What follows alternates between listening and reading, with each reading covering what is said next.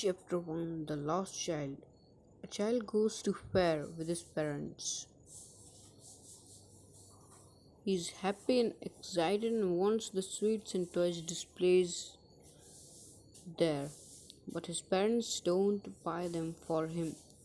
Why then does he refuse when someone else offers them to him? It was the festival of spring. From the wintry shades of narrow lanes and alleys emerged a gaily clad humanity. Some walked, some rode on horses, others sat being carried in bamboo and bullock carts. One little boy ran between his father's legs, brimming over with life and laughter. "Come, child, come," called his parents, and he lagged behind, fascinated by the toys in the shops that lined the way. He hurried towards his parents, his feet obedient to their call, his eyes still lingering on the receding toys as he came to where they had stopped to wait for him. He could not suppress a desire of his heart, even though he well knew the old cold stare of refusal in their eyes.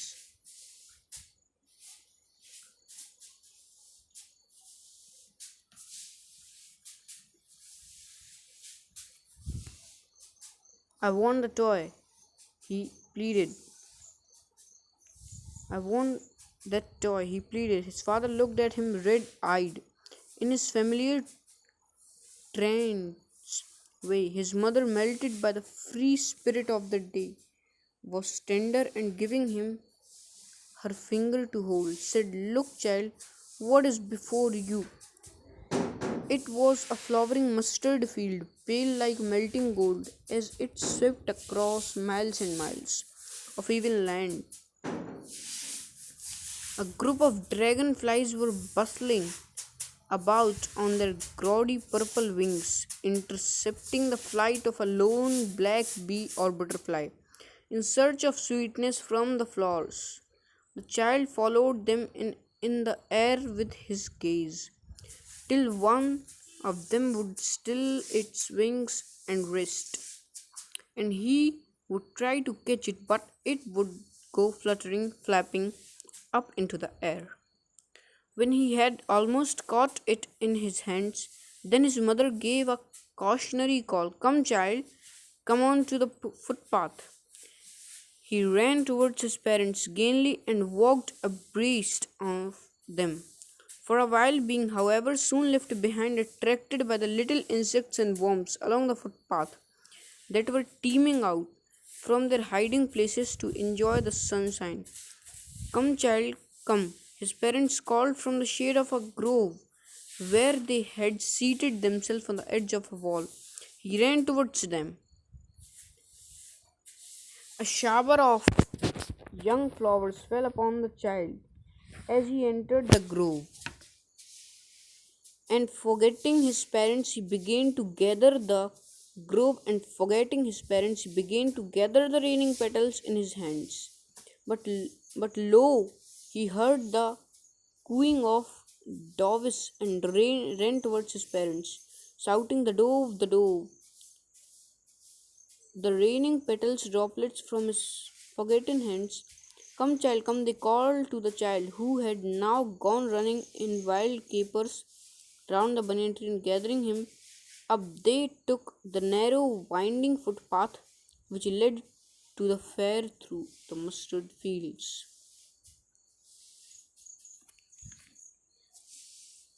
As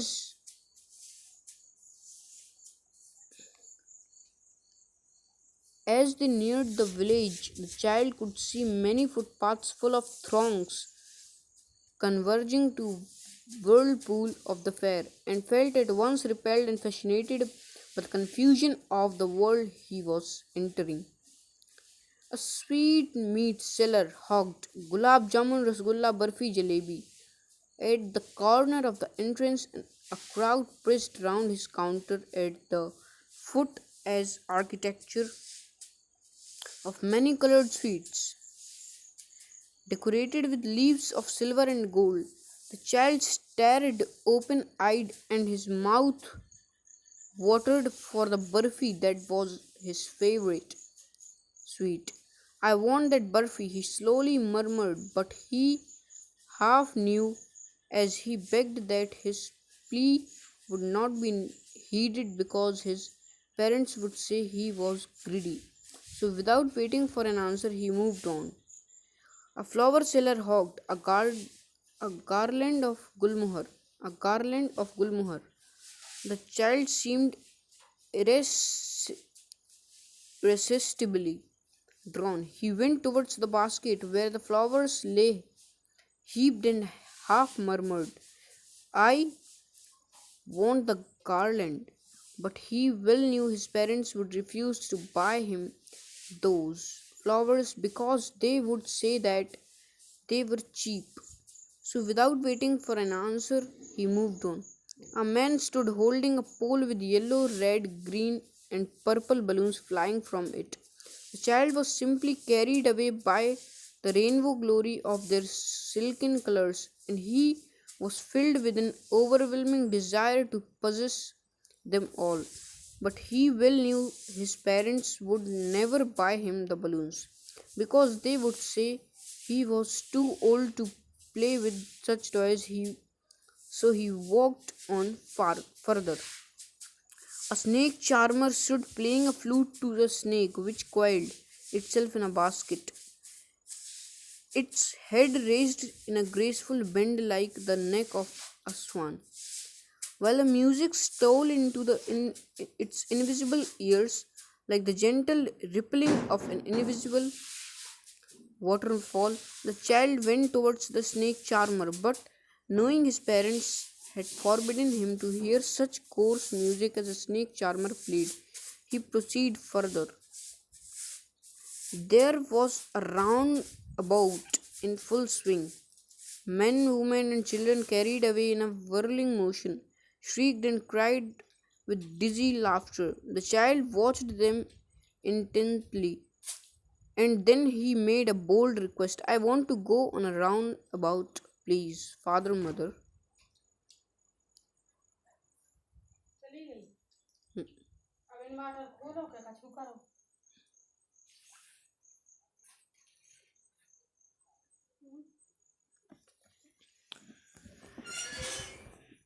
There was reply. He turned to look at his parents. They were not there. Ahead of him, he turned to look on either side. They were not there. He looked behind. There was no sign of them.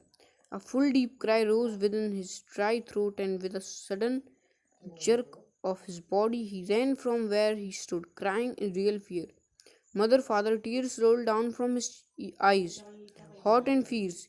His flushed face was convulsed with fear. Panic stricken, he ran to one side first, then to the other, hither and thither, in all directions, knowing not where to go. Mother, father, he wailed. His yellow turban came untied, and his clothes became muddy.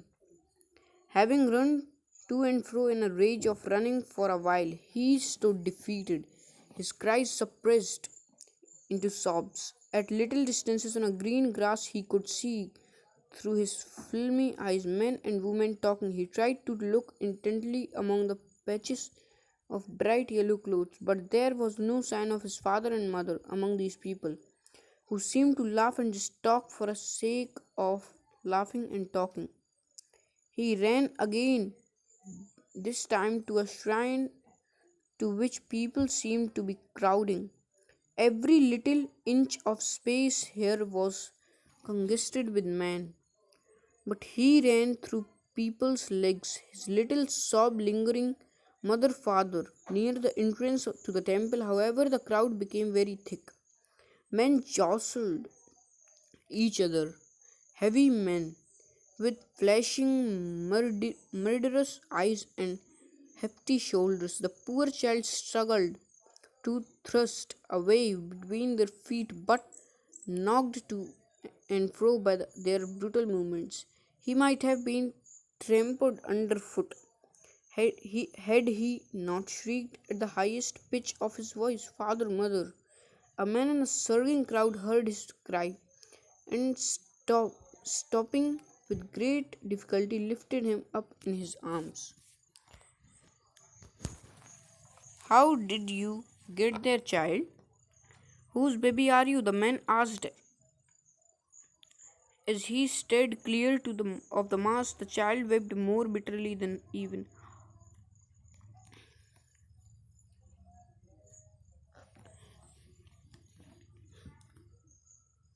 The men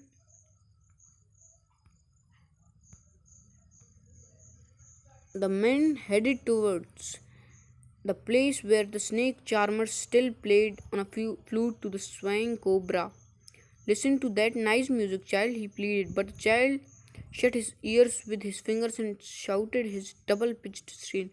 "I want my mother, I want my father." The man took him near the balloons, thinking the bright colors of the balloons would distract the child's attention and quieten him. "Would you like a rainbow colored balloon?" he persuaded he persuasively asked. The child turned his eyes from the flying balloons and just sobbed. "I want my mother, I want my father." The man, still trying to make the child happy, bore him to gate where the flower seller said, "Look, can you smell those nice flowers, child? Would you like a garland to put round your neck?"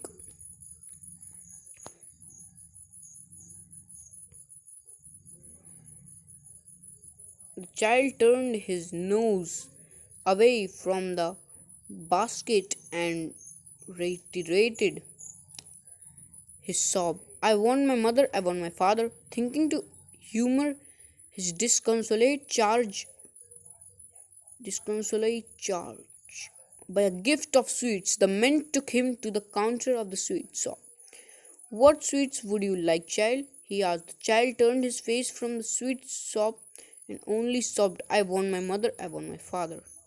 The story is by Mulk Raj Anand.